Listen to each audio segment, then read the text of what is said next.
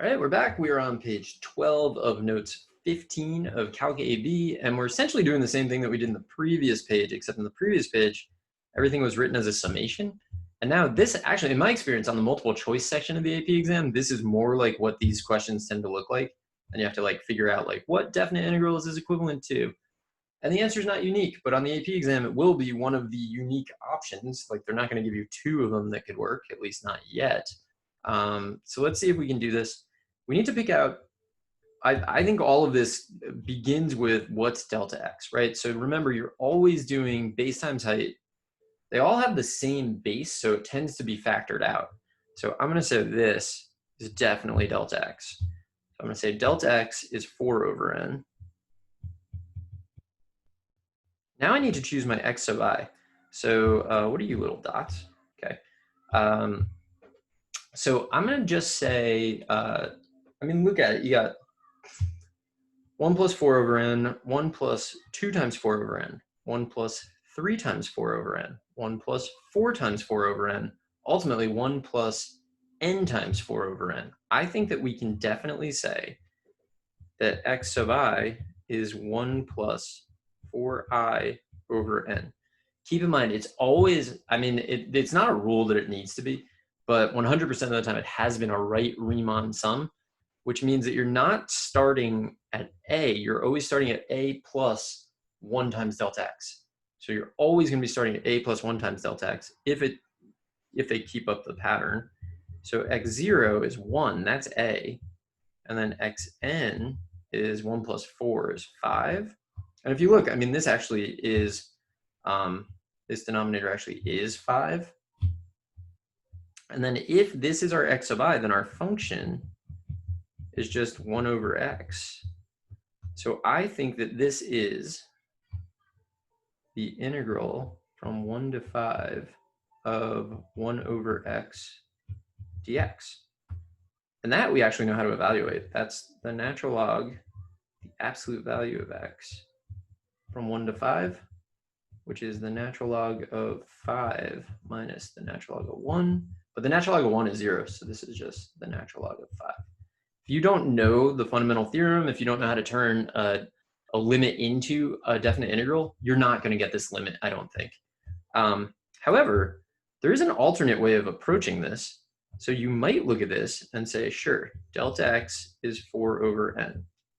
But I think that x sub I is just 4i over n. Because I think, when I look at this, that the function is 1 over 1 plus x. Right? Because you're always doing 1 plus 4 over n, 1 plus 2 times 4 over n, 1 plus 3. It was doing 1 plus x sub I. So it's 1 over 1 plus x. So that's going to make x0 be 0. Xn is going to be 4. And yeah, 4. So now we're doing the integral from 0 to 4 of 1 over x plus 1. But look, it's just the same thing, kind of off by 1. Like we shifted the graph 1 unit to the left, I guess, which is why the bounds all went 1 unit to the left. So why would it have a different area? It wouldn't. This 0 to 4 becomes the natural log of 5 minus the natural log of 1, which is, again, the natural log of 5. You have to get the same answer no matter how you do it. I mean, that's like a rule, because this limit only has one answer. So it's the natural log of 5. It's like a really neat way to do it. I think once you get the hang of this, it gets very frustrating to try to, when your friends aren't getting it, to try to get your friends to get it. Like it's, because you do a lot of like, can't you just see? Like, no, they can't see. You have to be patient with them. So the base of every rectangle is 1 over n.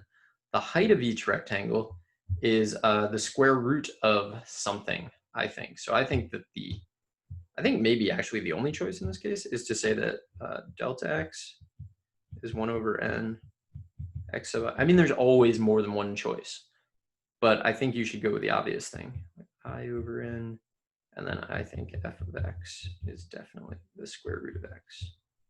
So like, why do I think that graphically? I think it graphically because, does this go vertical? it's really weird. I hold the iPad, I guess, at like a strange angle while I'm doing this. So like it never, that's not vertical. All right, good. I was gonna say like vertical lines just never look vertical. What are you sticking to? Kind of vertical. So I think this is the function.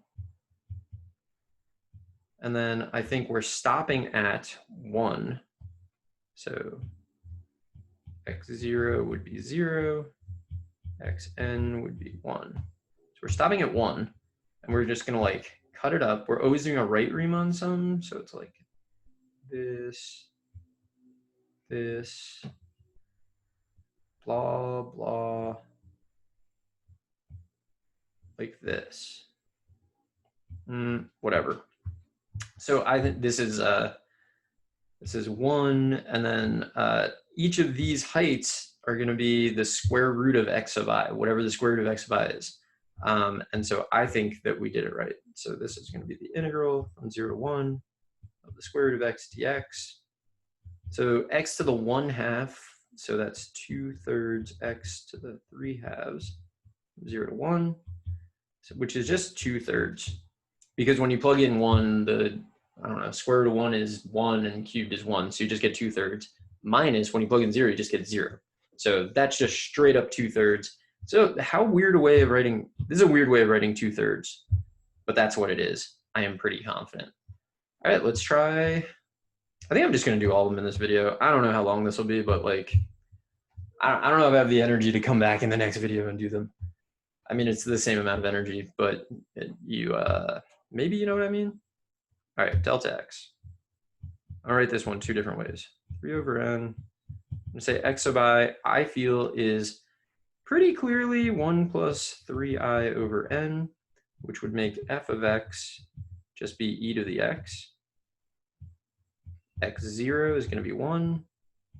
xn is going to be 4. So I'm doing the integral from 1 to 4 of e to the x dx. What if you're a person who sees it differently? What if you see it as delta x is 3 over n, and then x sub I is just 3i over n? Well, that makes your f of x e to the 1 plus x. So now x0 is 0, xn is 3. We're going to go 0 to 3 of e to the 1 plus x dx. But you can see that they're just a u substitution part. U is 1 plus x. When x is 0, we get 1. When x is 3, we get 4. And this becomes e to the u, e to the whatever, and then dx. So it works the same no matter what. This one's a little easier to evaluate. The integral of e to the x is e to the x plus c, but we don't write it when we're doing the fundamental theorem. It would be e to the 4th minus e to the 1st. You're not going to get a better answer than that, so that's how we're going to leave it. And yeah, it looks a little gross, but so what? What's e to the 4th? 3 to the 4th is 81. It's much less than 81. I don't know how much less, but it's less than 81. And then minus like around 3. Basically, I do all my calculations of e based on 3. Like I just use 3. And I know the answer should be less, which is not as mathematically unsound as it might seem. You end up doing that a lot later on in life. All right, we identify and then we move. So delta x, 5 over n. I think when you look at this, that x sub I might initially look like this, 5i over n. So x0 is 2, xn is 7, and then if you do this, f of x is just going to be x cubed. So from 2 to 7 of x cubed. 2 to 7 of x cubed. But I think rational people could disagree and say that perhaps it makes more sense for delta x to be 5 over n and x sub I to be just 5i over n.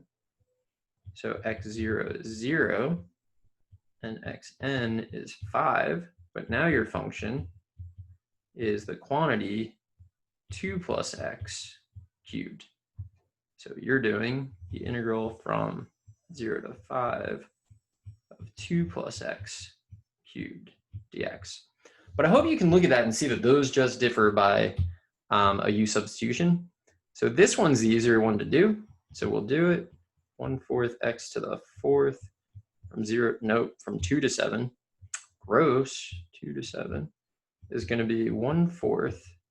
And then, so sometimes what I do is factor that 1/4 out and then do f, like your f of b minus f of a. So 7 to the 4th minus 2 to the 4th. I mean, that's basically the end of the video.